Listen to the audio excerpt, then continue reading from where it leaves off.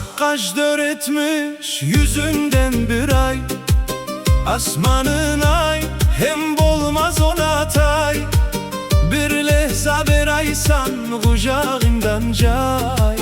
İslemem cenneti, cenneti hergiz. Sana bolan işkım böyledir ey kız. Sana bolan işkım böyledir ey kız.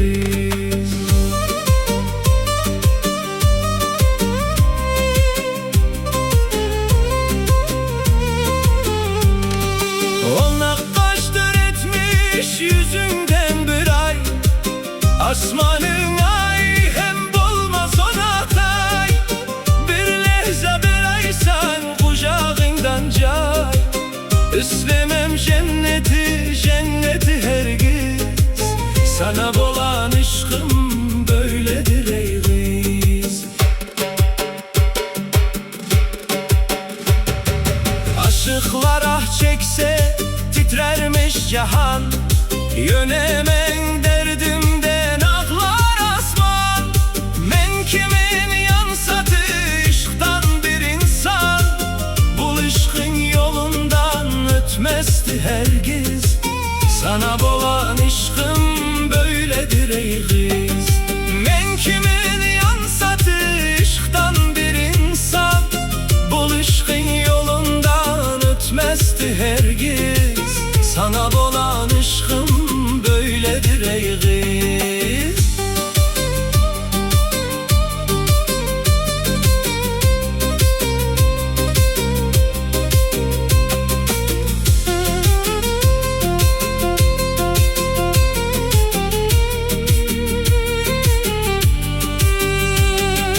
Romancılar yazar işktan hikaye. Çekerler aklını caya. Duş kelsetimin gariba gedaya. Elleri titreyip bitmezdi hergiz. Sana bolan işkım böyledir ey kız. Duş kelsetimin gariba gedaya. Elleri titreyip bitmezdi hergiz.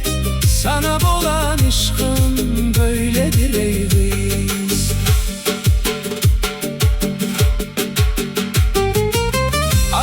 Kerim Begzat çektiğim azar.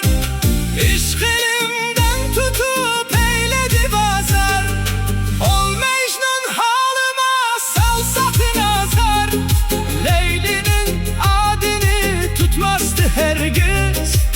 Sana bolan işkım böyledir ey kız. Ol Mecnun halıma salsatı nazar. Leyli'nin adını tutmazdı hergiz. Sana bolan işkım böyledir ey kız. Sana bolan işkım